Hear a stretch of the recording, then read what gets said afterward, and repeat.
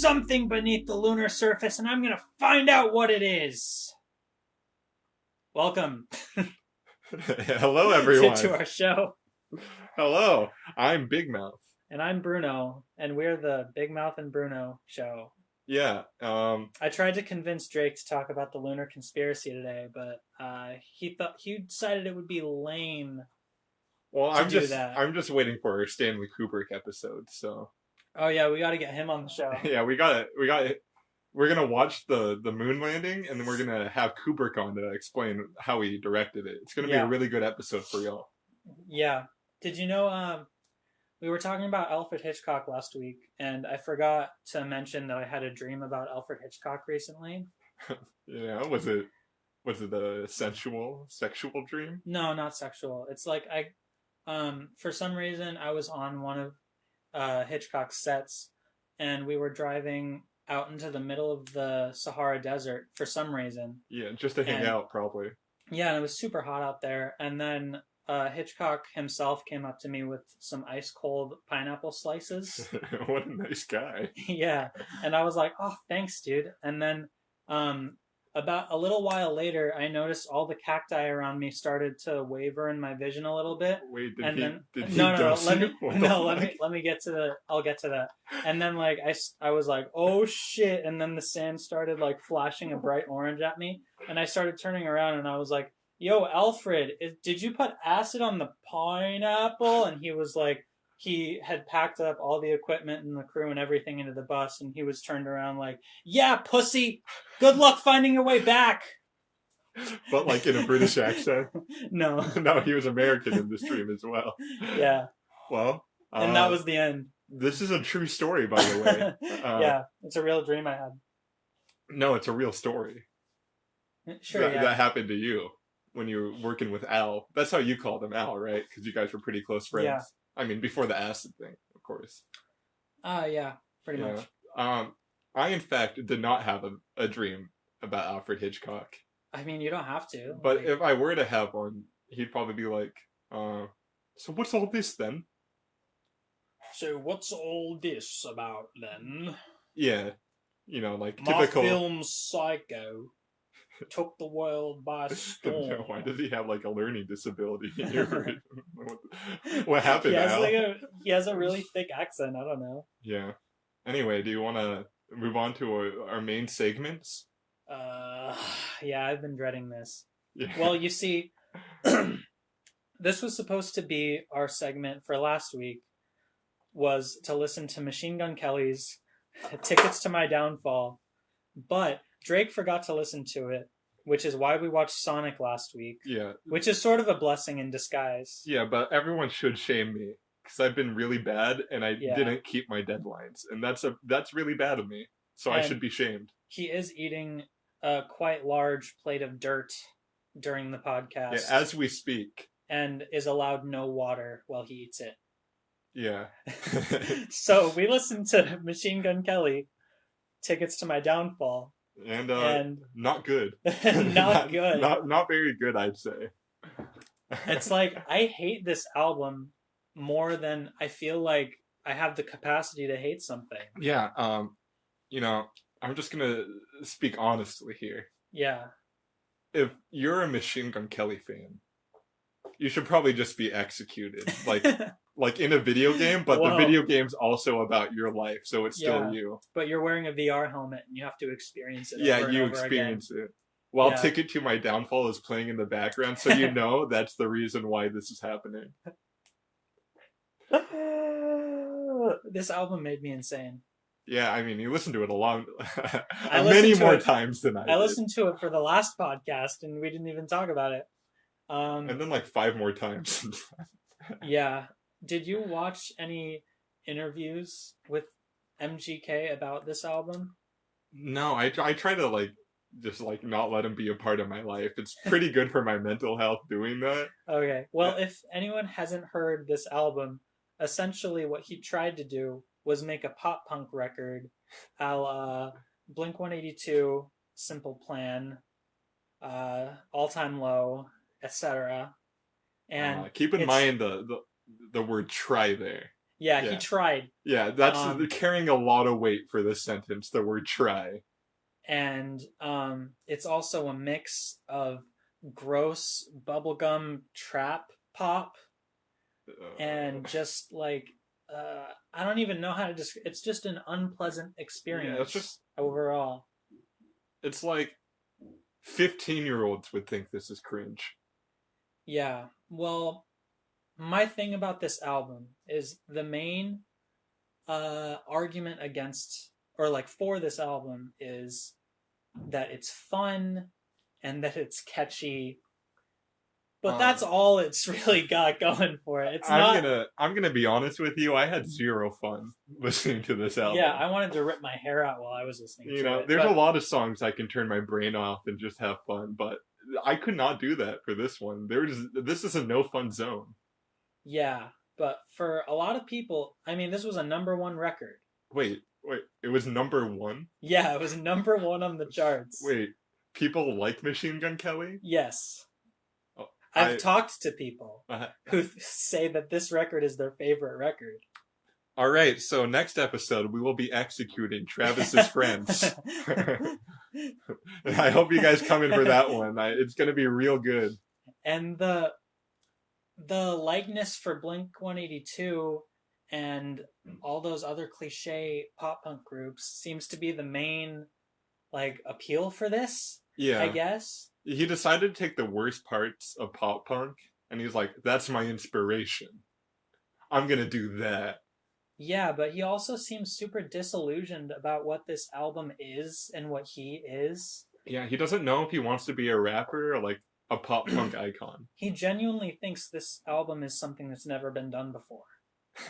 I mean, I'm gonna be honest. Like, it has never been done before. Just how you can make such a giant steaming pile of shit. I've never seen one so large. Yeah, so he Yeah. does have that going for him. Yeah, in that sense, yeah, this album has never been done Yeah, before. it's But in truly this, one of a kind. yeah, but what he's talking about is he thinks that he's the first person to make a record with this genre, which is painfully untrue Yeah. because he was a teenager during the 2000s. Well, everyone knows pop punk didn't get invented until 2021. That's anyone Yeah. with a basic understanding of music history would understand that. Yeah, all the MGK fans today are just like, yo, this sound is so fresh. Dude, I can't believe those old guys, Green Day, are stealing MGK style. Yeah, how old are you, dude? Grandpa? Grandpa? Like, who even are you? Yeah. So, you want to talk about some highlights from each track? You know, maybe some of the high moments, if you will. Okay. The high of the low. If we gotta do this, there's the first track sounds like a horrible ripoff of Modest Mouse at the beginning and then Blink 182 at the end. Yeah, you know, for the first 2 seconds, I thought it might be an okay song because it started off with this nice little acoustic riff. And then, you know, MGK started. And he's like, and he has the most obnoxious, annoying, like, stereotypical pop punk whine throughout the entire album.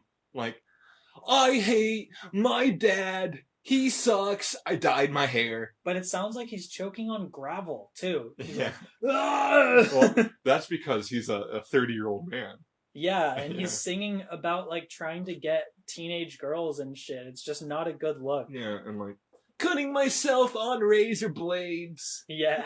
Like, yeah, that was the lyric 30. In this song. You're 30, dude. Like, chill. Oh my god. You think he would have matured past high school, but clearly he has not. Yeah, this is clearly his first attempt to make a song like this because it's the most bare bones, cliche thing that you could possibly do when trying to make a song like this. Excuse me. It feels like MGK has never experienced emotion before, and that really worries me. Yeah, there's nothing deep whatsoever. Or Yeah. when it's trying to be deep, it's just super cringe. Yeah. Like there's that song "Lonely" where he's like, I'm lonely, lonely, lonely. and it's clearly about like something traumatic that happened to him. And like I feel for that. Like shit gets hard like when you lose somebody, but like I can't. That just makes me uncomfortable when the song is trash. Yeah, imagine your dad dies, right? And then you just release the worst song ever in remembrance of him. Like, Yeah, that's just I not don't in know good how. taste. Yeah, this is like it's in poor taste, and MGK should be punished and canceled for it. Especially the canceling part, because that is the punishment. So Yeah, let's all band together and let's just make sure we don't have to see him again. all the songs with trap beats are lame God, as fuck. you didn't like the Trippy Red and Black Bear songs? All the features on this thing are awful. Yeah, I mean, out of all the features, I think Halsey did the best, but she Oh, still. come on. No, okay, name one better. Name one better. I mean, just because she's the best out of all of them doesn't mean she's good. She sounds like a Did fucking did chipmunk. did I say she was good? Huh? Oh, I said true. she was the best out of the worst. True. Yeah. Okay. Yeah. She did sound like a chipmunk, but anything's better than MGK's drone, so I'll take that. At least I could, hear some nuance in her voice. To anyone who likes this album, which I've met a couple, I just want to Wait, say who? Name them. Full name, address. no.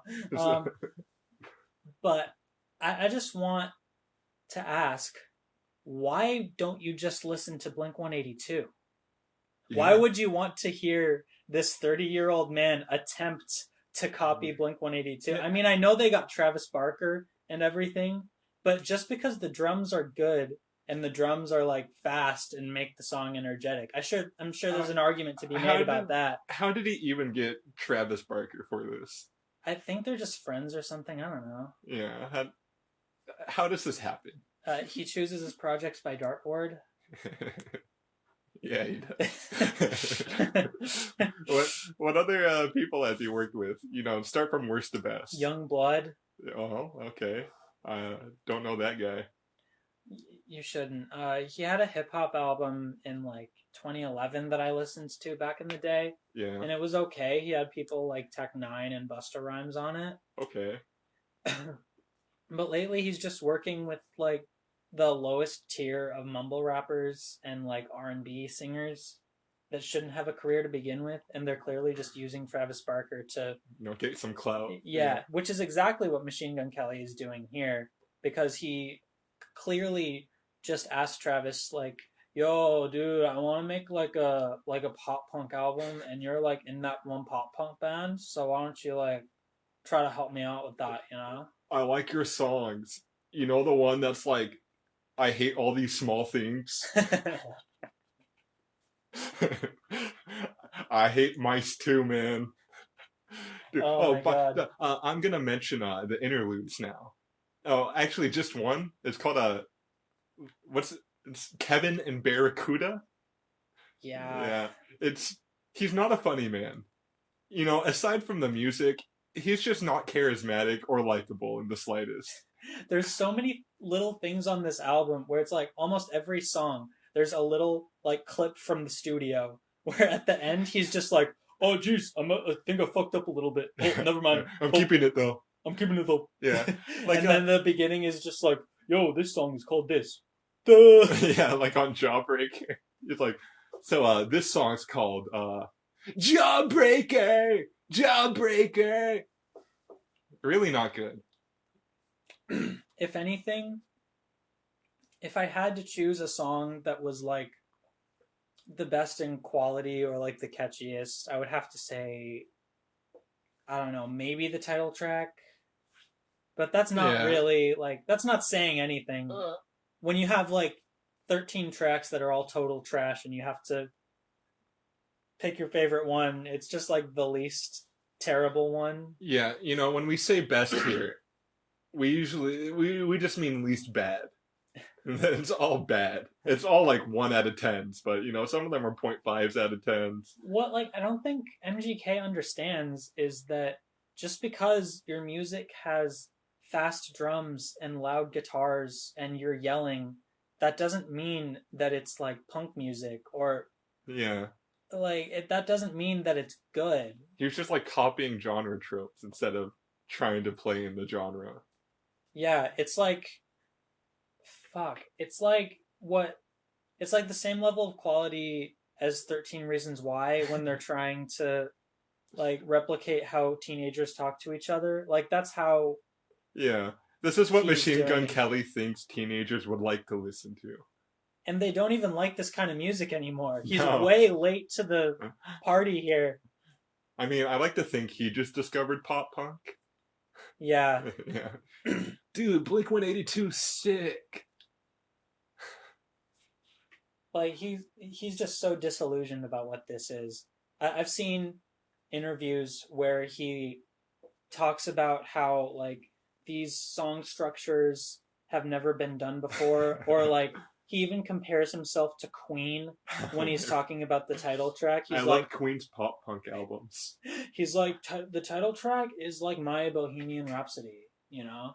And Oh like my there's God. like he literally says this. This is insane. He's like, most songs go like verse chorus, and then they're done, but like my song is like verse chorus, verse, guitar solo, verse, and then outro. And I think that's like that kind of experimentation is really Dude, that's never been done before. groundbreaking. No one's ever played with song structure in the history of music. No one.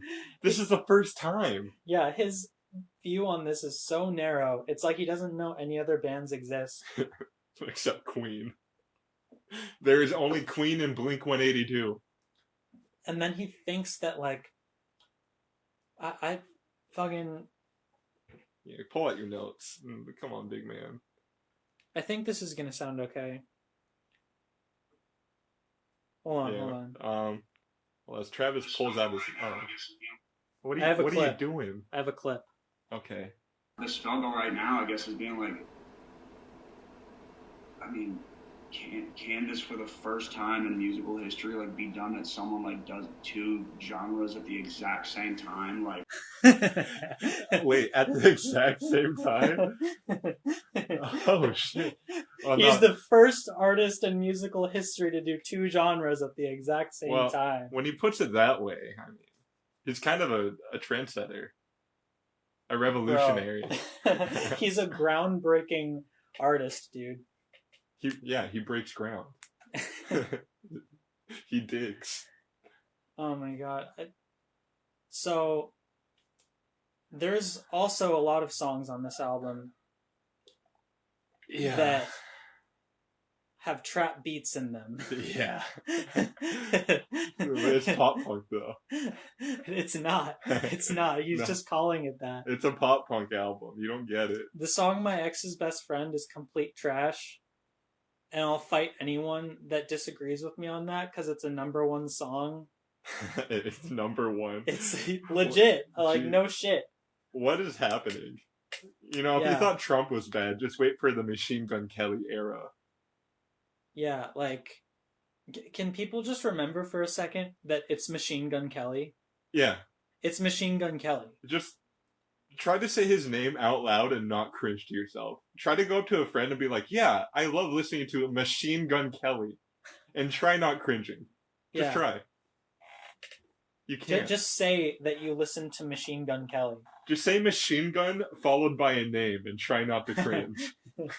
Yo, I'm Machine Gun Bruno. Yeah, I'm Machine Gun Big Mouth. I mean, I do kind of like that one, actually. So do you think if some of the pop punk songs on this album were done by Blink-182, that they would be okay songs? No. Because that's what someone said to me one time. Because I was like, they were talking about the song Bloody Valentine, and I was like, yo, dude, that's just a Blink-182 song, but they turned it shitty. Yeah. And he was like, dude, if Blink-182 did that song, you would like it. And I was like, No. No. No. No, If not I at wanted to all. listen to shitty Blink 182, I just listen to Angels and Airwaves, okay? I don't need Machine Gun Kelly. But one thing I have said Yeah. and will continue to say is that this Machine Gun Kelly album is a better Blink 182 album than Blink 182's last album. You know. Okay, I'll give that to him. It's more Blink 182 than Blink 182's last album. Yeah. But it's still probably a worse album, right? Yeah, it's still Yeah. shit. It's like comparing whale shit to bird shit, you know? Well, I mean, which one would you prefer? I mean, you could definitely compare those two. I'm sure the whale takes much larger dumps and it has a much different consistency. Yeah, I mean, if I was swimming right behind a whale and it decided to do its business right there. It might kill you. Yeah, it would probably. Yeah, bird shit's never gonna kill you. Yeah, it might be inconvenient for a little bit until I get it wiped off. But the whale shit would just drown me. Yeah, I feel like people don't appreciate what shits on them enough, you know? Yeah. We gotta have like a Saw moment. It's like, you were really mad when that bird shit on you. Now we got this whale to shit on you. You didn't appreciate your life enough. Anyway, do you want to choose like a favorite song? I think it's probably the title track. Yeah. Or no, maybe yeah, title track probably. Yeah, what's the song with the feature that's not Halsey Black Bear or Trippie Redd? Those are all the features, I think. No, there's another one. What is it, like All I Know or something? It has like... Is it the one that's like, I'll grow up next summer?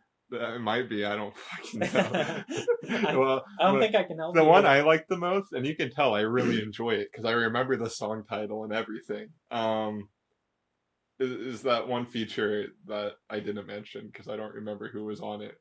I love Machine Gun Kelly. I'm gonna go execute myself. Yeah. I mean, I've listened to this album more than you.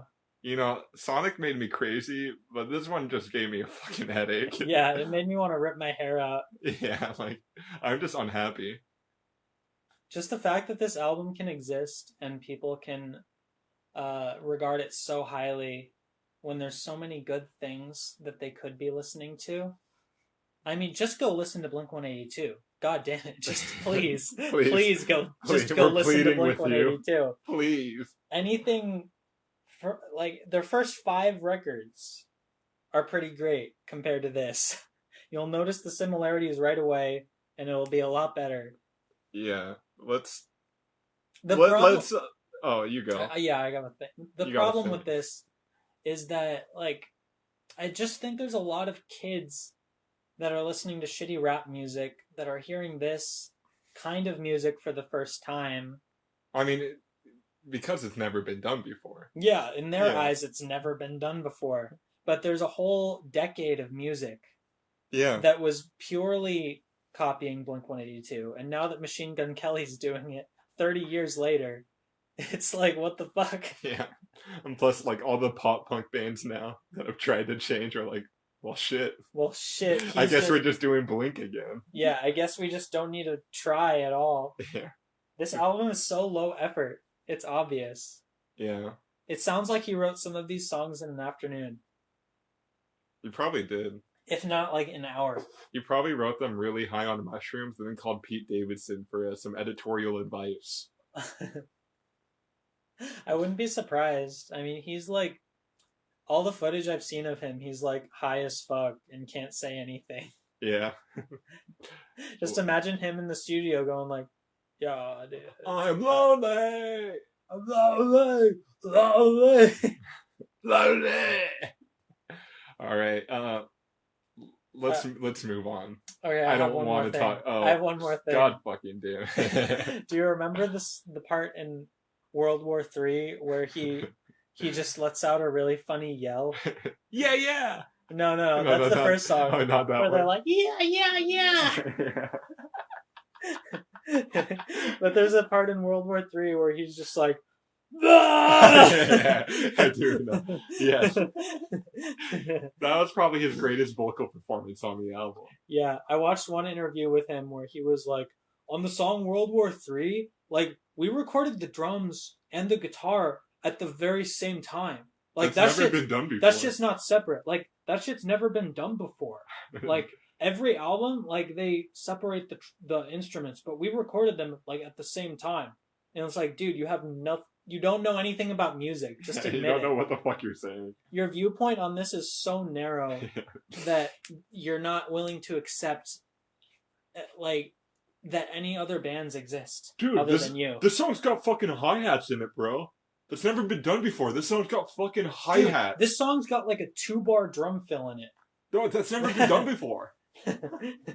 It's like Queen. This is like my Bohemian Rhapsody. This is my queen. My queen. I'd do anything for my queen. Okay, so what's the next topic here, Bruno? Okay.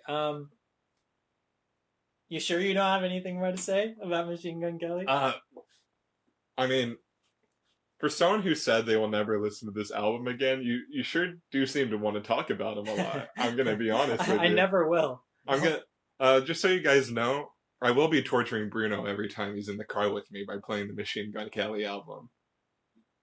I need to bring my pepper spray next time. I am impervious to pepper spray, so that would not work. I have trained. Fuck.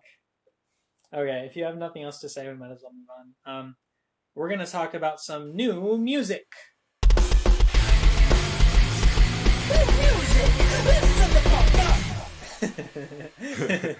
Yeah. That. That was the new music. Okay. So I forgot what fucking songs we're listening to. Let me look at my notes. Yeah, let's preparation. Not organization, so determination, perseverance. Those are words that I would use. Determination, preparation, condemnation, extermination, condensation, evaporation, precipitation. That's the water cycle. Oh shit. Lil Yachty and Kodak Black made a song called "Hit 'Bout It." Hit 'Bout It. Hit 'Bout It. What'd you think? I thought the beat was really, really good, and then they got two guys to rap all over it, and it was not as good. I disagree. Oh yeah, I don't like the beat. You don't like the beat? All I'll say about this album, or fuck this song, is that I'm willing to put up my entire savings account for anyone that can decipher all of Lil Yachty's verse without looking it up. Yeah, I had no idea what he said at all. Also, you know, it seems like Lil Yachty's stock is falling pretty quickly, so we should all bet on Lil Yachty failing. Yeah. In the artist stock market. Anyway, 0 out of 10. Yeah, 0 out of 10. Yeah, I don't have much to say about it. It just really wasn't that good. Okay, next song is, I know you love this band, the Melvins. Yeah, I love them. Have a new album called Working on God, and this is the latest single called One Fuck You. Yeah. One Fuck You. One Fuck You. One Fuck You. And I'm glad I only have to listen to this song one time and can tell them fuck you. Yeah, this song is also just trash. So bad. It's terrible. The Melvins, bad. Bad band. I don't like the Melvins. They are not good. There's probably one album that I listen to a couple tracks off of every now and then from like the 90s, but overall, like, I just cannot get into them. No, they seem like such douche bros. They seem like the kind of band that they make themselves out to be more experimental or more interesting than they actually are when you're listening to them. And then they play some dad rock. Yeah, this song is nothing but like saying the word fuck over and over again, along with some cock rock riffs. Yeah. It's like a middle schooler's idea of an edgy song. It's like really stupid. Yeah. Not good. 2 out of 10. Yeah, I'd give it probably a 1. A 1 out of 10. A 1. Fuck you out of 10. That's so funny. Thank you. I know. I should do stand-up comedy. And just make Melvin's jokes. And everyone's gonna be like, what the fuck What's are you talking about? What's the deal with the Melvins? There's not anyone named Melvin in it. There's no one named Foo Fighter in the Foo Fighters. There are no Foos. there's no Foo in the Foo Fighters. Oh, what's the deal with that? You sound like Jerry Seinfeld. I'm glad my impression was good enough for you to understand that. Thank God. Okay. What's the next new song? The new music. That wasn't me. It was Fred Durst in the song. Yeah. Never mind. We're friends with him. Yeah, and he did it. Freddie. The next song is Gojira, and let me check the song title. I didn't even write the song title in my notes. I just wrote Gojira, so I need to look up the song title. Anyway, fun fact: Gojira means Godzilla in Japanese. I bet you guys didn't know that. So here's a fun fact for y'all. Another fun fact: the members of Gojira are not Japanese. They're all white bread as fuck. Yeah, they're all white, so they're kind of appropriating Japanese culture. The song is called "Born for One Thing," and I kind of feel about this song the same way I feel about every Gojira song, is that I think all the members are really talented at what they do, but they sort of embrace cliche hardcore tropes way too much for me. And even when they break away from that, it doesn't seem to raise my opinion of the song at all because of just how cheesy it is. No, I would agree with your assessment. Like, each part individually, like, each member of the band's performing really, really well and at, like, a really high technical level. Yeah. But then all the parts come in, and then you just have, like, a stereotypical metal hardcore song. And it just sounds like, I don't know, I'd be listening to this in my truck. Driving in my truck, listening to Gojira in my truck. In my truck, you know? Like, you're like Sam Elliott. Or like, you need a Ram truck. You need a Ram truck. You need to get out of my truck. One part that I thought was kind of cool in this song was there's like a syncopated, like Dillinger Escape Plan-esque rhythm happening, like just as a motif throughout the song. Yeah. But then they made it way too cheesy at the end by playing it really slow. Yeah. And it seems like they'd think of a good part and then just ruin it by playing it in some fucked up way it didn't need to be played in. Yeah, and the structure is just weird. I hated the chorus. Yeah, I would probably, I'm like really meh on this. I'm probably giving it a 5. Yeah, that's my score. It's very forgettable. Yeah. All right, now we're going to get into the good songs, or the best songs. I would agree. In this whole list. My second favorite song was Plura. Plura? Ooh, that was my first favorite. By King Gizzard and the Lizard Wizard, which is the funniest band name. Do you think the singer calls his dick the King Gizzard? Or do you think he calls it the Lizard Wizard? I think he calls himself King Gizzard and his penis is the Lizard Wizard. Oh, I see. Okay. That makes more sense. And it spits magical sparks when he jerks off. It's his wand. But my experience with King Gizzard was the 2019 album Infest the Rat's Nest. Yeah. That's the only one I've heard. And this song is drastically different from the direction on that album. Yeah, I'm a little bit more familiar with them. They like to change up their sound like every album. Yeah, and they're releasing like 3 to 4 albums a year. They just love making music. Because that album, from what I recall, was really aggressive and sludgy, and the production was really fucking heavy and brutal. Yeah. But this sort of sounds to me like maybe a slightly more edgy version of some 70s prog, like Yes, or maybe early Genesis or King Crimson. Yeah. But also with like a psychedelic twist. Yeah, they always, like with any genre they're doing, they always have to put the psychedelic twist on it. That's their staple. It sort of reminds me of something Les Claypool would do in a band like the Lennon Claypool Delirium or something like that. But yeah, what did you think about this? I really enjoyed what they did with the vocal melodies throughout this song. Because when they first start singing, it sounds like totally off. At least to me, it sounded like they're singing like kind of offbeat in a little bit of a way. Oh, I know what you mean. I didn't like the vocals when it first started Yeah, off. I didn't like it, but by the end of the song, I kind of appreciated what they did at the start, because as the song goes, it slowly became more and more aligned with like the actual beat, and by the end, it just sounded really nice. I thought Yeah, that was like a really cool artistic choice that they made. yeah. This is one of the songs that I listened to probably more times than any of the other ones because it had like a lot of subtle textures. Yeah, there's a lot to chew on for this one. Yeah, there's a lot of cool vocal effects Yeah. that they add. And I like that, they keep their Australian accent when they're singing. I Yeah, like to hear some Aussie boys on the track. I didn't know they were Australian. Oh, well. Now I know. Now, fun fact: the King Gizzard and his lizard wizard lives in Melbourne, Australia. Wait, so is that band supposed to be like the singer is King Gizzard and the Lizard Wizard is his band, or is it just like one name? I don't know about the lore. Oh, okay, I'm me not neither. familiar with the King Gizzard Lizard Wizard lore, but if I find out, I'd let you know. Yeah, but I like this song. It's a 8 out of 10 from me. Yeah, I'd also give it an 8 out of 10.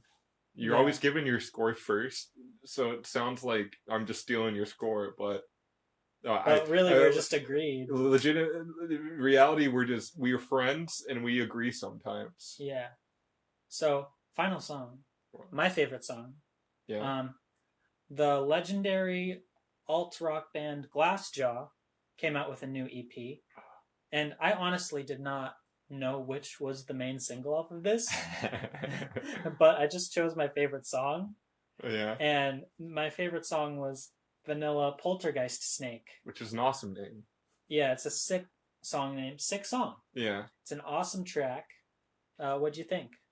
I thought, I don't know, this song kind of like blew me away. I know I said the King Gizzard one's my favorite, but like it's only a close first next to this one. Oh yeah. This one was like really, really good and very unexpected for me. Yeah, the bass tone is absolutely phenomenal and soul crushing. There's all these intense synth wubs going on and intricate keyboard parts going on over this seemingly simple rock structure. Yeah, and like there's really interesting like vocal effects on the singer's voice as well. Oh yeah, his voice is insane. Yeah, and it really just like transformed the song into this like weird ethereal thing. Yeah. Yeah. It reminded me of like a newer take on, I don't know if you listened to Glassjaw before this, but it reminded me of like a new take of their earlier work. Yeah, I'm not really familiar with them. Yeah, they're really big in sort of like the alt rock scene from the 2000s. Yeah. But there's one part during this song at around the 2:30 mark where it's essentially just a drum and synth noise breakdown. Yeah, no, that part was really cool. And I was like, fucking, I was making that disgusting face where I was like, oh, you know a song's good when you feel grossed out. Yeah. But I love this track. I think it's really great. Yeah. You know, there's tracks every week that Bruno tells me to listen to that I know I will never listen to again. And this is not one of them. Yeah. This song's very good. Yeah, it's sonically, gotta go fast! Sonic. Sonic. By the way, just so you guys don't forget, we are Sonic themed now.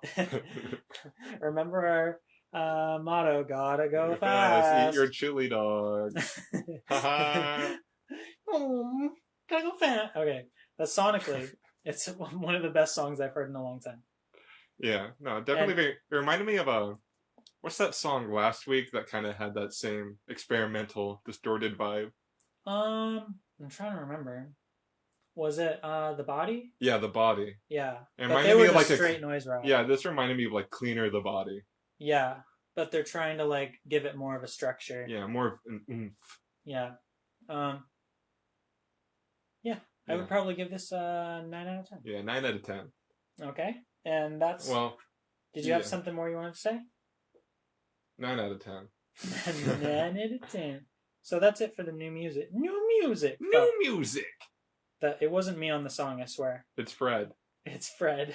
It's Fred Durst. We call him Freddy. The director of... The Fanatic. The Fanatic. With John Travolta as the Fanatic.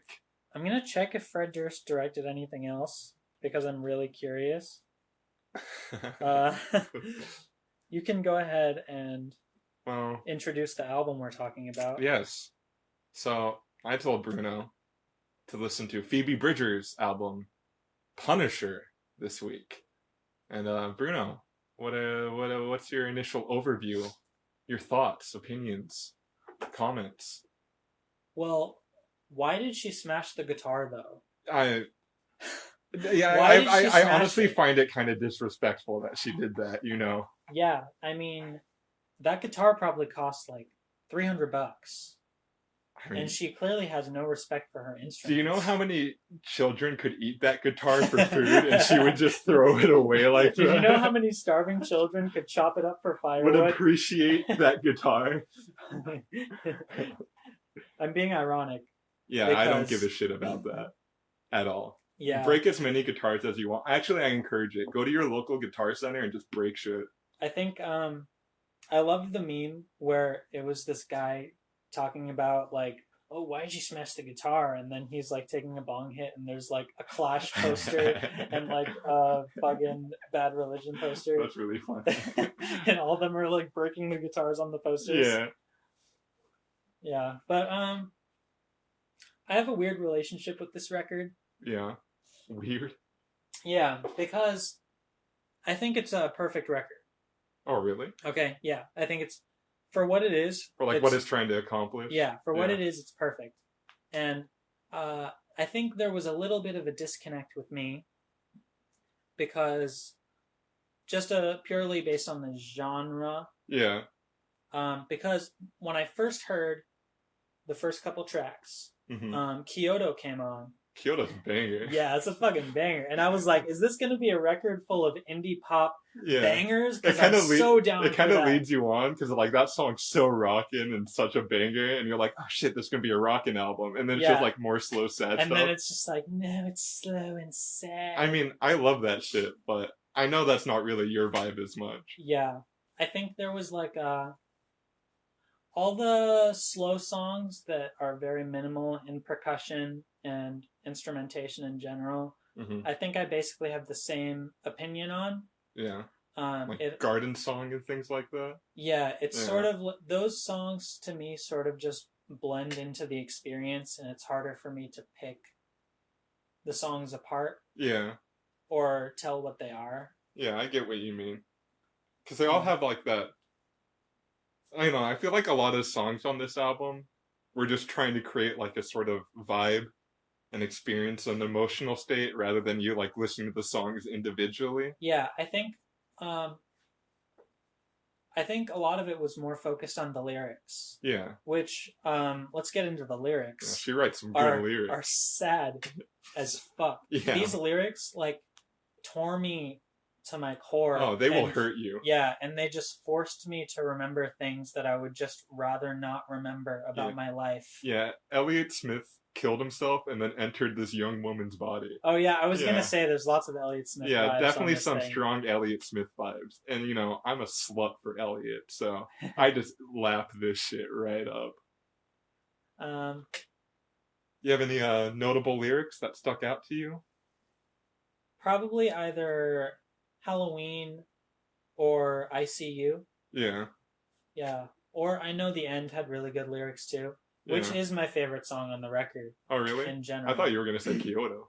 Yeah, Kyoto is like, I think it's the catchiest one that has the most replay value. Yeah. But I think I Know the End is the perfect ending of this record. Yeah. Because it starts out just like any other song, and then by the end of it, it twists backwards almost, and just sort of becomes the polar opposite of what the rest of the album is, and just becomes way more twisted and intense and dark. Almost. I feel like it kind of recontextualizes the album on like a second listen too. At least it did for me. It just everything felt a lot darker. Yeah. And very much more morose. Yeah. Yeah, it felt really disgusting the way they changed the keys. Especially when she starts screaming, I noticed all the instruments just switched to melodies that purposefully sounded like Like, way more gross than the rest of the record. Like purposefully dissident. Yeah. Yeah, like I sort of thought that like the first time I heard it, I was like, whoa, there's something weird going on with the key change here. But then the more I listened, I was like, whoa, that's purposeful and it's gross. Yeah. And that's kind of cool the and longer I listen to it. It's making me feel gross. Yeah. It's, in a way, it's one of the more heavy things that I've heard anyone of this genre do. Yeah. Especially like emotionally heavy. Oh, yeah. Yeah. Like, definitely. This is just a very emotionally intense album. Yeah. Very, very intense. Even like Kyoto, which is like a nice, fun, upbeat song. If you like listen to the lyrics, it's like, oh, my dad doesn't love me and he forgot my birthday. That's sweet. I wish I didn't have a dad. It's like, oh shit, that's fucked. Yeah. One thing I'll say about the production is firsthand, it's amazing. Oh, the production's insane. Yeah. There's so many little nuances that I picked up on re-listens. Like just I loved the male harmonies in this. It sort of added a lot of depth. Or there's just instruments that come in for a part where it perfectly fits in, and then it's not there on the rest of the album. I was going to mention that. They like bring in just really random instruments for maybe like a bar or two. Yeah. And then they'll just drop it. Like, but it fits perfectly there. Yeah. Like on a couple songs, they have horns play, like maybe just like one section out of the whole 5-minute song, maybe like a 20-second part. Oh, but that part becomes like the most memorable part because of that. And except for like Kyoto and ICU and I Know the End, the percussion is very minimal. Yeah. As in almost non-existent on any other track. They only use it when they know it's going to have an impact. And ICU is a total banger because I just love the place where it is in the track list. Yeah. It's sort of like just a little treat at the end of a bunch of really slow songs. Yeah. And it's really impactful. Like near the middle end, isn't it? Yeah. That song was really good. Some of my favorite lyrics, too. Oh, yeah? Yeah. God, her lyrics hurt me. I know. But it makes me feel good. Yeah, the lyrics in I Know the End really, they hurt my soul. Do you want me to kiss it? Yeah, you can try to kiss my soul if you want to. How? I don't know. You're the one who fucking said it, dumbass. How am I supposed to know? Yeah. You're the one who brought this up to begin with, you Bruno, stupid bitch. We told them, I was telling you before the podcast started, I didn't want to have another fucking argument on recording while I was on mic, okay, buddy? And now we're doing it again. You think it's going to be easy for me to edit this out when we're just yelling at each other? Don't edit it. Oh, now you just think you can just go and boss me around. I'm taking 95% of your pay anyway. Yeah, that's in my contract. I'm okay with that. I don't deserve more. So, Phoebe Bridgers. Why did she smash the guitar, though? Well, now that I've listened to the album, it's probably her dad or some shit. I don't know. Yeah, she's just mad at her dad, dude. I'm mad at my dad. Dude. It's really bad being mad at the dad. Makes me sad. Not rad. Just a fad. Wear plaid. Take me down to the love shack. Do the math. We fall down into the crack. I think I'm skinny. All right, Meg Patton. Would you like to move on to our movie discussion? No, or do you have any final thoughts? Well, not final. Do you have any more thoughts? So, let me just clarify that just because I don't think that this album is something that I would listen to if it wasn't for doing this podcast, it doesn't mean I don't love it. It's like, I think it's probably like a 9 or a 10. A Bruno 10? Yeah. That would be I'm giving it a 9. Okay. Because it's not something that I would likely go back to because of my preferences. Yeah. But it's just a perfect record. Yeah. Like, it's like the Dear Zachary of albums. Yeah. You only got to listen to it once and then you're good. Yeah. I'm probably going to listen to Kyoto a couple more times. Yeah. And some of the key tracks. But just want to let you know, I enjoyed it. just because it's not something I would normally listen to doesn't mean it's not a great record. So Yeah. I don't want to be misconstrued here. Well, unlike my very negative friend over here who hated the album, I really loved it. And I would also give it a 9 out of 10. Unlike that stupid bitch who hates everything. Yeah, and like Bruno over here, who just a misanthropic, drunken loser that just hates everything. I'm just drinking tea, bro. Yeah, he's not actually drunken. I'm sorry, that was a little presumptuous of me. But no, I really love this album. It's totally my cup of tea. I'm into like those pussy ass sad songs. And this is one I've been listening to since it came out, and I'm now continuing to listen to it, and probably will continue for an awfully long time. Yeah. Yeah. Great album. Did you want to go into our film? Wait, I have one more thing. Okay, go ahead. She wears like this skeleton costume in the music video for Kyoto, and like, I just really want one. Yeah, you can go on. I think it'd be really fun if we both went to a concert in skeleton costumes and we just danced around as skeletons and had Phoebe Bridgers notice us, you know? I don't want to see Phoebe Bridgers, I don't think.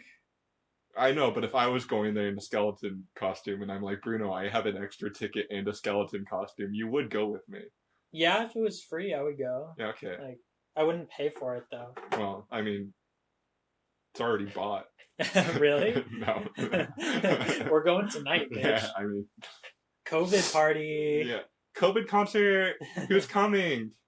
Yeah, I love those bands that say they're having like a drive-in show, but then they allow people to just get out of their cars and crowd up to the stage anyway. Like Smash Mouth or the Chainsmokers. Yeah, the Chainsmokers did that. It was hilarious. Yeah. There's so many people like fucking crowded next to each other. You know, chain smoking is probably not a good idea during the pandemic. They should probably, you know, try to rebrand. Yeah, they should switch to menthols. Or just like not sharing your secret. Or what is it? Like the marijuana? Marijuana? It's okay to chain smoke the marijuana. Marijuana cigarette? Because we're all quarantined in our houses.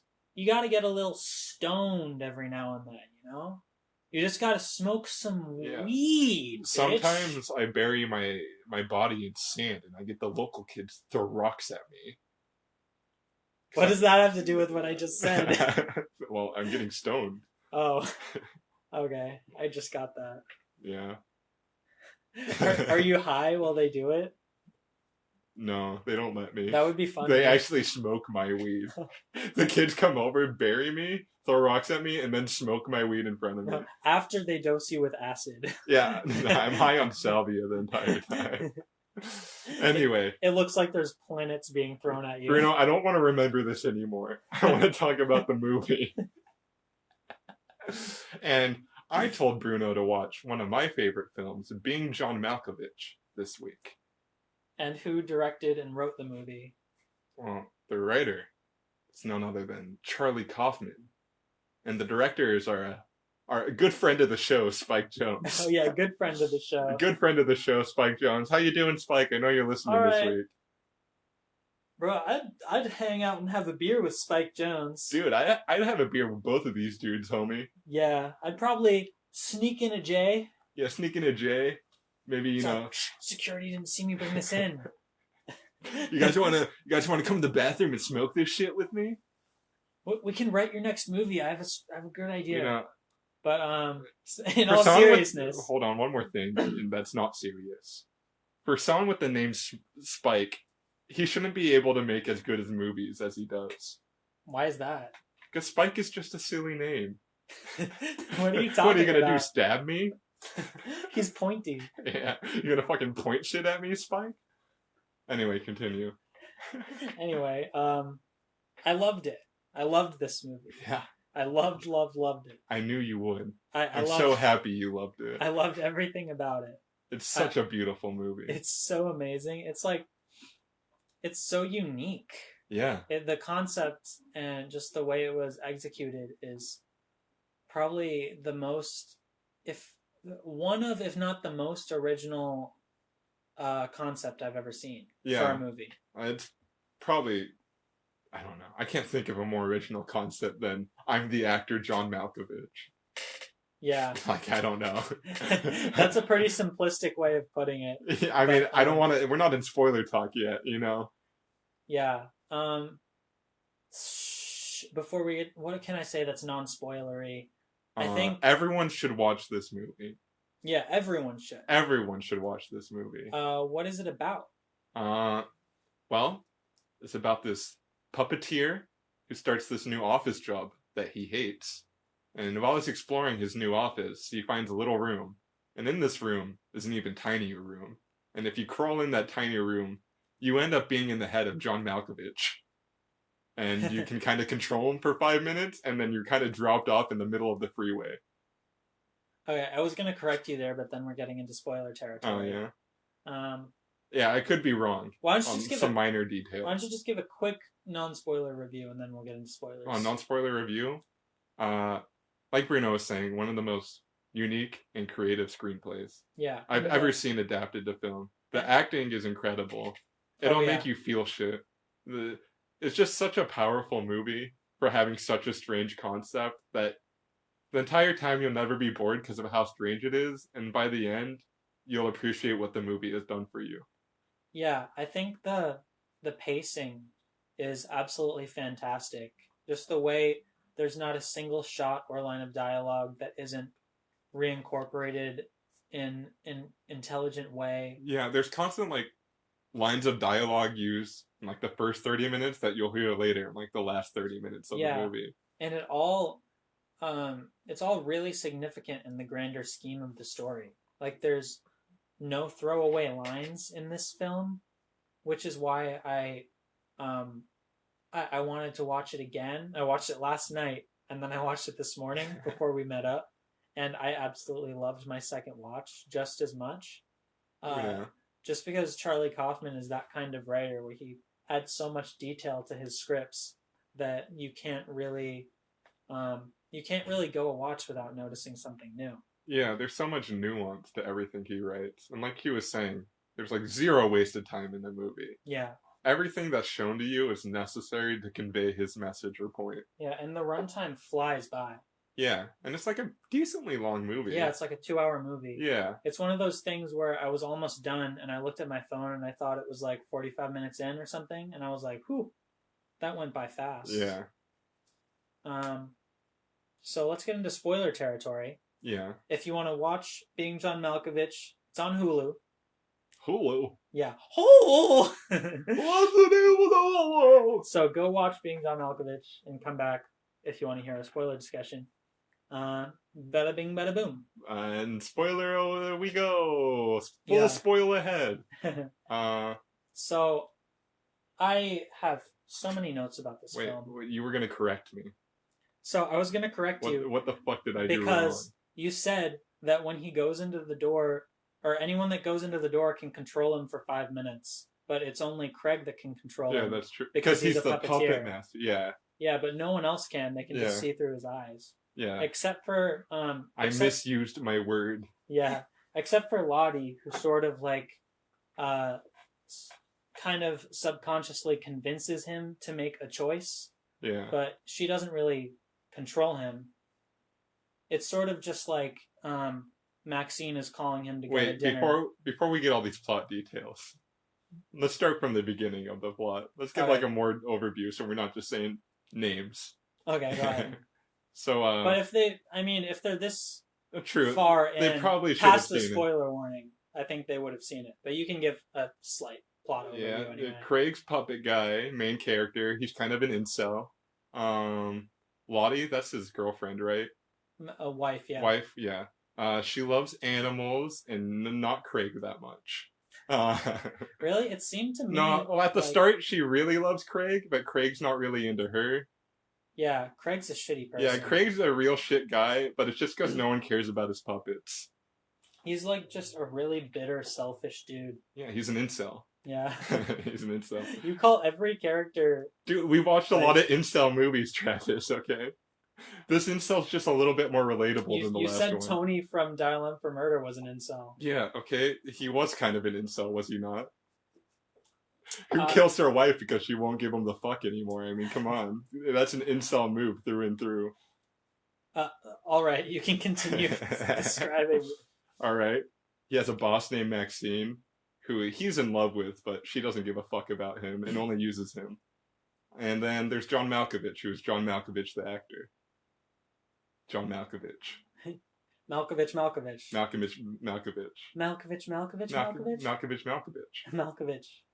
Malkovich. God, I fucking love that sequence so much. Yeah. When you have all the Malkoviches. Oh yeah. Oh my god. That, like, there's so much technically that's just really groundbreaking about this movie. And considering this was made in a time like what, 90? Late 90s. Late 90s. Yeah. Before CGI was a big thing. It's probably the best looking movie I've ever seen, maybe. Yeah, you'll see like 5 to 10 John Malkoviches on the screen at once. Yeah, if not like 20. Yeah, and it's like, how did they even do that back then? Yeah, it's crazy. Or even just the special effects when they're going into the hole. Like, everything was practical. Oh, I love it when they go in the hole. Yeah, they did it all through photography, because Spike Jonze was a pretty acclaimed music video director. Oh yeah, that's all he did before he directed movies. Yeah, this is his first feature. His first feature is like an already modern classic. It's so insane. I guess we should talk more conceptually. Yeah. About the movie. So they find the John Malkovich portal. Yeah. And Maxine convinces Craig to make a business out of it and charge people $200 to go hang out in John Malkovich's head. Yeah, which is really fucked up. Yeah. It's... And oh my God. I like how they comment on that too. Yeah. They comment on like the ethics of everything. Yeah, everything is a moral dilemma as soon as they start stepping into John Malkovich's head. And I think what I got out of this, at least, is I think it sort of predicted social media in a way. How everyone flocks to these celebrities' Twitter pages by the billions, basically, just for a chance to see like what's going on with their favorite celebrity. And it's sort of invasive and weird in a lot of ways. Oh, definitely. All these like parasocial relationships with celebrities that will never know you, nor do they want to know you. And they will never be your friend, nor do they want to be your friend. And everyone in this movie barely knows who John Malkovich is. Yeah. There's a running joke about like people saying like, oh, you were good as that jewel thief in that movie. And he's like, I never played a jewel thief, but everyone says it. Yeah, and it's funny that like people would still pay just to be in his head because he is a celebrity rather than like someone they actually care about. Yeah, like the first thing Maxine says to Craig was just like, so this John Malkovich, he's big, right? And he's like, yeah, he's a celebrity. And then she doesn't really ask anymore. It's just like, yeah, he's a celebrity. Yeah, that's all you need. Yeah.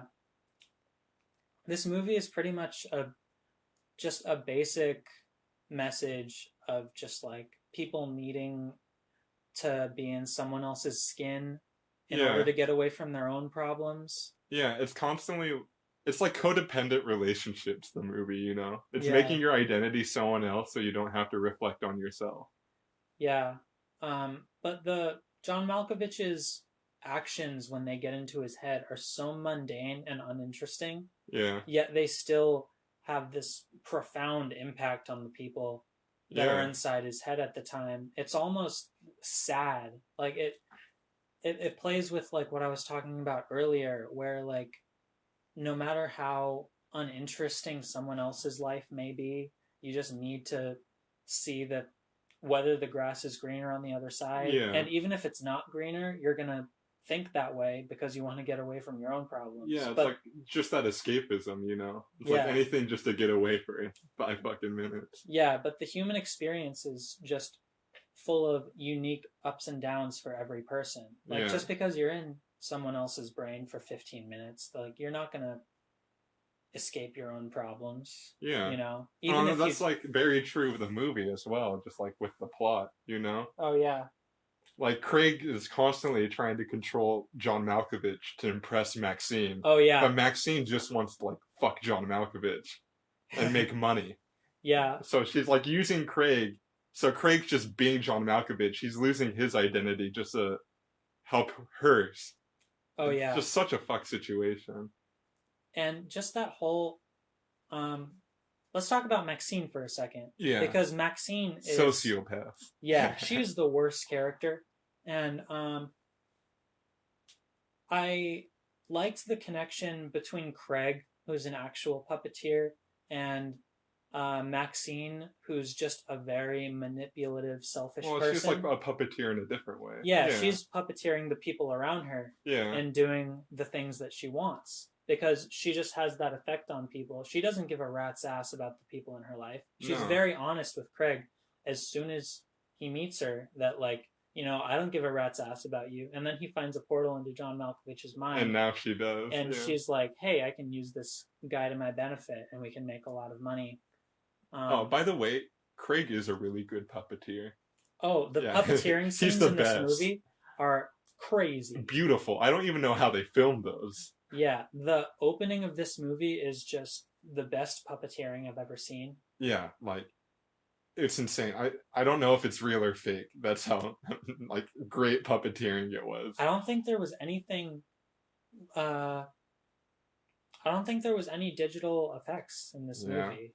I think everything was done practically on the set. That's insane. Because that puppeteering was, like, unbelievable. There's little insignificant things, technically, in this movie that are, like, you don't think too much about, but they actually did. Like, that other puppeteer that exists in the same universe, he has, like, a 60-foot tall puppet that he's manipulating in the middle of Times Square, and there's just that one small scene of him going like, that gimmicky bastard. Yeah. But they really just made a 60-foot tall puppet. And they had to make the 60-foot tall puppet for that scene. Yeah.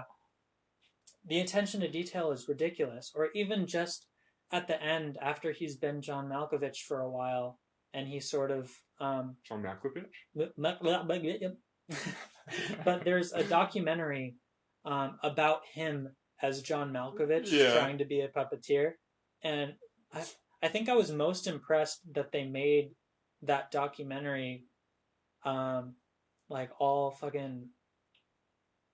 They used like all of the real celebrities, like Brad Pitt is in it, and Sean Bean is all in it. All talking about John Malkovich's puppeteering career. Yeah, in a way, that one sequence was a technical achievement in itself. Just getting all those actors to agree to be in it and everything. Yeah, it was like making a little short film to be a part of your film. Yeah. Anyway, you talk for a while. I've been talking. I just thought this movie was so profoundly sad. Mm-hmm. You know, because both Craig and Lottie are very, or maybe not Lottie at the beginning, but they're very unhappy in their marriage and their relationship with one another. And both of them are, well, it starts with Craig. Craig first starts trying to cheat on Lottie with Maxine.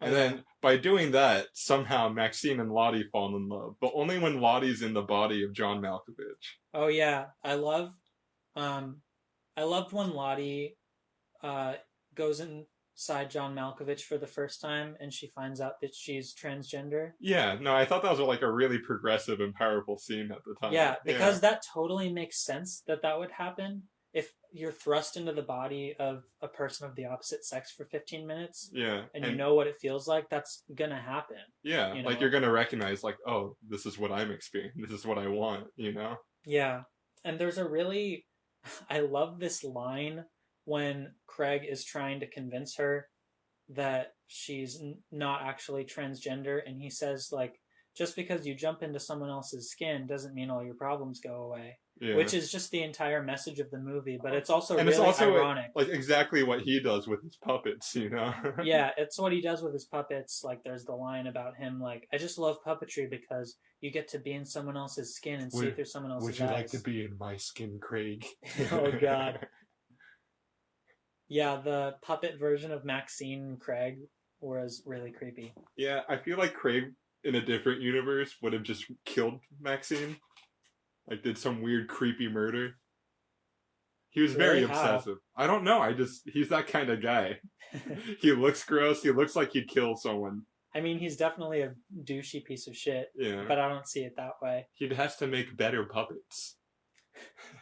But anyway, what I was saying was that him telling Lottie that you can't just jump into someone else's skin to solve all of your problems is ironic because that's exactly what he does with John Malkovich's body. Oh, yeah. Because he just takes over John Malkovich for a good 8 months because he's a puppeteer and he can control him so well that he just turns into John Malkovich. Yeah. And that's what I found to be so fucked up about the movie is this is at a point where John Malkovich is already in on all of this. Yeah. You know, he already knows exactly what they're doing. And he doesn't like it. Yeah. He really doesn't not want to be a part of it. Yeah, and then Craig goes into his body and never comes out. Yeah. And that's just a terrifying concept on its Yeah. own. It's really fucked up. It's like in Get Out when they reach like the sunken place, you know? Yeah. It's like you're still in there, but you're in someone else's body now. Yeah, I felt like that was another concept of the movie was just how the public views being a celebrity Yeah. as just an entertainer rather than a person. Yeah. That's still true to this day, you know? Yeah, how It's like they don't have feelings. They only entertain us. Yeah, like this is a much more exaggerated version of this, but in this movie, like his brain is not his own, his eyes are not his own, His actions aren't his own. Yeah, and by the end, his free will is totally gone, and his face is just public domain. Yeah, and also like his thoughts aren't his own. You know, there's so many other people in there taking over his brain and thinking for him. It's like John Malkovich doesn't exist anymore by the end of the movie. He just doesn't. Yeah, I liked the part where there was that cult. Yeah. that tries to live forever by moving from vessel body to vessel body. Yeah, there's so many cool little small details like that throughout the movie. I totally forgot about that. Yeah, I love there was a little nuance at the beginning that I didn't think much about, but there's a line of dialogue about how he's 105 years old because he drinks carrot juice constantly. And I just thought like, oh, that's kind of quirky. It's a funny little idea. But really, he's just drinking so much carrot juice because he needs to stay alive until John Malkovich's 44th birthday. Yeah. So that he can live in John Malkovich. He just wants to be John Malkovich. Yeah. Everyone just wants to be John Malkovich. I mean, wouldn't you want to steal his body? Oh my god. God, fuck Craig.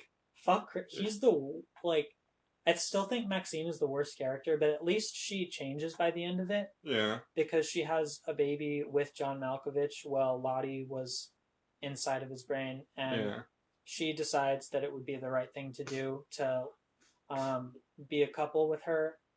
Mm-hmm. I thought that was a really good moment. It seemed by the end they actually had like a bond, Lottie and Maxine. Like Maxine started by using Lottie, like she uses everyone. Yeah. But like the combination of Lottie's brain and John Malkovich's body, I don't know, does something for Maxine. Yeah. Let's get back to Maxine for a second. Yeah, Maxine. Because I have a lot to say about this character. Is she just can't help but control absolutely everyone in her life. Yeah. I mean, she controls Lottie by convincing her to go into John Malkovich's body, and then she flirts with John Malkovich while she's there. Yeah. And then obviously she's gonna fall in love with Maxine because she's finding out that she's transgender and probably attracted to women. Yeah. And then, but really, all she's getting out of it is just like, I think there's a line where Craig is asking like, why are you doing this to me? Why are you hooking up with my wife? In John Malkovich, And she's just like, have you ever had two people looking at you with longing and devotion? Yeah, I remember that And one. she just loves that attention. Yeah. But it's like she wants to be the celebrity without ever being in John Malkovich's head. Yeah. You know? It's like her celebrity comes from all these weaker people below her doing shit for her. Yeah, she is like the puppet master. Yeah, like she's the true celebrity here. Yeah. There's a really fucked up scene where Craig is like holding his wife at gunpoint and locking her in a cage Yeah. so that he can go into John Malkovich and hook up with Maxine instead of Lottie. Isn't that just rape at that point? It's really fucked up. Yeah, that's just rape. It's awful. Yeah. I fucking hate Craig. But anyway, yeah, Craig's gross. When Lottie breaks free and tells Maxine about it, she's not really phased, but she's more just like, okay, there's a smaller detail where when Craig is in John Malkovich, that's when he starts to learn that he can control John Malkovich when they're first hooking up, because he kind of starts to say something and like do whatever Craig wants. And then when Maxine finds out that it was Craig doing that, she's just like, so Craig can control John Malkovich and I can control Craig. And then it's like she just gets drunk on this idea of controlling everybody. She's not even offended that Craig essentially raped her. Yeah. She's like, oh, well, this is a new tool I can use. Yeah. Sick. It's like everything is just manipulation to get something that she wants. Yeah. What was your favorite part of the movie? Like scene-wise, or just like aspect that I got the most from? I don't know, anything. Because my favorite scene is probably the opening scene. Oh yeah. The puppeteering. I've never seen like a more engaging opening scene than that. Yeah, it set the tone for this movie very well. Yeah, it was like very melancholic for just being some puppets dancing. Yeah, it sort of told a lot about Craig's character in a really simple way. I liked how you think there's applause, but he's just playing a recording of applause. And then when he's done, he's just like fucking sipping a beer, and then his wife's calling him, and he's just like, yeah, gotta go back to my wife. Back to the real world. I can't escape anymore. Yeah. I love how the first part of the movie is sort of just an exaggeration of like all of the gripes that he has with his situation. Like there's constantly loud animals in his house that he's annoyed by, and he gets a job in this tiny office. Yeah, it's like the ceiling is too short, so everyone has to like bend at 90 degrees to walk in the office. Yeah. That's what I thought the first part of the movie was. Is like, I was saying before how this movie has nothing. There's no stone left unturned in regards to like the ideas that are represented. Everything's pretty what much weird direction you could take this story in. But it also knows what to just leave to the audience to interpret.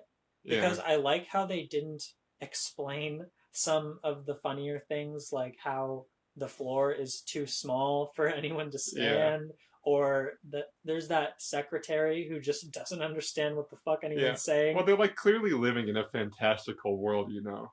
Yeah. Like there's things that people are just accepting here that most normal anyday individual will be like, why did they just make this ceiling like 6 feet tall?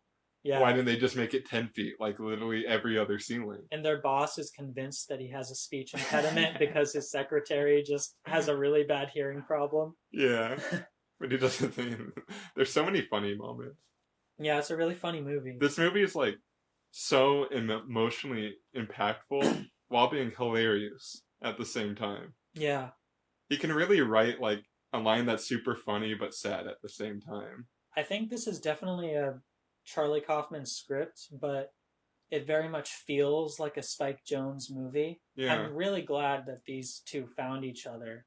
Yeah.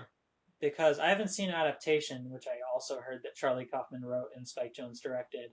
But it feels so natural the way his directing style works with what's going on in the script. Yeah, it feels like he's the only guy that could do it. Yeah. I mean, the only other person that has directed Charlie Kaufman scripts is Charlie Kaufman, so... I thought he didn't direct at that point. No, he didn't. But it was just Spike Jonze. Oh, wait. Eternal Sunshine wasn't Spike Jonze, was it? Yeah, I think... yeah, never mind. I don't know what Charlie Kaufman wrote before this. But it was Spike Jonze's first time directing anything. Yeah. And it was absolutely insane. It came out amazing. Yeah, what a talented young man. Got 3 Oscar noms. And then got snubbed. Imagine directing your first feature film and it gets a Best Director nod. Yeah. He should have won. It's crazy. I don't know what did win, but this movie should have won. Yeah, we should look it up. Well, I can't. My phone is the recorder, so if I were to look it up right now, you'd be able to hear my grubby little fingers smacking on the phone screen. What year would the Oscars have been? Like 2000? Let's do this after the show. Okay. This might take a little while. But that's just absolutely insane that this is his first feature. Yeah. Like, I still can't believe it. I've seen the movie twice. Yeah. I don't know. I really relate with the comments on identity throughout this movie. Because I feel like even without a hole into someone else's brain, you constantly have other people's like voices chattering in your head without you even realizing it. Yeah. It's very important to recognize those things so you could actually like live the most you possible. Yeah. I watched an interview with John Malkovich after watching this, and he was saying a similar thing. How it's just about like, it seems like the grass is always greener, but you should just be yourself. Yeah. Because in reality, someone else's life, even if whether it's a celebrity or just another regular person that seems to have a really exciting life, it's probably just as uninteresting. Yeah, most of the time it's probably just as boring. Yeah. Serious. Because the first time they go into John Malkovich's head, he's just eating toast. Yeah, like eating inhaling a cab. And then he comes out. And then he has like an awkward conversation with the cab driver that's just uncomfortable. Yeah. It's like nothing good happens in their first encounter. Yeah, and still he comes out and as if it's like the most profound experience he's ever had. Yeah. It's kind of weird how we glorify celebrities like that when they're just sort of regular people that would do things that, you and I would do. But, it did make me like John Malkovich more that he would star in a movie called Being John Malkovich about being John Malkovich. Yeah, it's kind of an interesting story about how he got to do this movie. Oh yeah, I listened to an interview about that, about the story of this getting created. Yeah, apparently he didn't want to do it because this was written in the early 90s, I think. Charlie Kaufmann just wrote this as like a spec script to help get himself hired at places. He was never expecting it to actually be made into a film. And then Spike Jonze came along. They met and they're like, we should do this one. Yeah. And they tried finding a bunch of other actors that were supposed to be John Malkovich, but none of them worked. They're like, only John Malkovich works for John Malkovich. Yeah. I heard that one thing they took into heavy consideration was the Malkovich scene. Malkovich? Yeah, like they wanted to do Tom Cruise at one point, but that scene just wouldn't have worked if it was anybody other than John Malkovich. Yeah. I forgot a tiny detail. Also, John Malkovich's best friend is Charlie Sheen, and that's hilarious. That was funny. He keeps talking about like how Charlie, it feels like there's other people in my head. Yeah, maybe she's trying to. I forget what he says. Do a line of blow with me, John. Yeah, that's every line of dialogue he has. John, I hired 15 fucking hookers. They'll go inside your fucking head, dude. I loved when John Malkovich was talking about Charlie Sheen in the movie. He said like, "Oh yeah, he was under house arrest at the time, so we had to have special arrangements for him to come be in the movie." I didn't even know that. That's hilarious. Yeah, his scenes were pretty funny. Yeah. What else? I'm gonna check my notes, but you can say something if you have it. I don't have anything to say. I do have to urinate, but I will hold it for this podcast because I love you guys. It hurts, but not too bad. Probably not as much as the ending of this movie hurt Craig. Am I right, guys? Oh yeah, he gets stuck inside a little girl. Yeah, and then he just has to watch his ex-wife and the person he wants to fuck really bad just be in love forever. Yeah, I love the last line of dialogue when he's trying to get the little girl to look away and he realizes that he can't. Yeah, he doesn't have power anymore. Yeah, and it just fades out on him saying, "Look away, look away." Yeah. Ugh. That scene's so powerful. Yeah. Yeah, fuck Craig. One tiny thing before we wrap up is I thought it was really fucked up when Craig finally left John Malkovich, and you can see that John Malkovich like comes back and he's like, "I'm free, I'm free," and then everyone in that stupid cult like goes into his brain, and he suddenly doesn't have control anymore. Sad. Watching John Malkovich slowly lose himself is just so sad. Because it's the most fucked up thing that you can imagine ever happening to you or anyone else. Yeah. Is if you just suddenly don't have control of your body anymore. It's like getting like ALS, Stephen Hawking disease, you know? Yeah, it's fucked up. Yeah. I hated all the scenes where Craig was like first fully puppeteering John, and John sort of comes out and says like, "No!" Yeah. That's He's like fighting it as hard as he can. Yeah, that's where I liked his performance the best also. Is because imagine like being told like, okay, someone is controlling you. And you have to fight it off. And you need to be yourself trying to fight him off and say like no, but then he comes back. Yeah. It's gotta be an insane thing to do. So many like little nuances you'd have to do in your performance for that. Yeah, he is just such a champ for doing this movie. Yeah.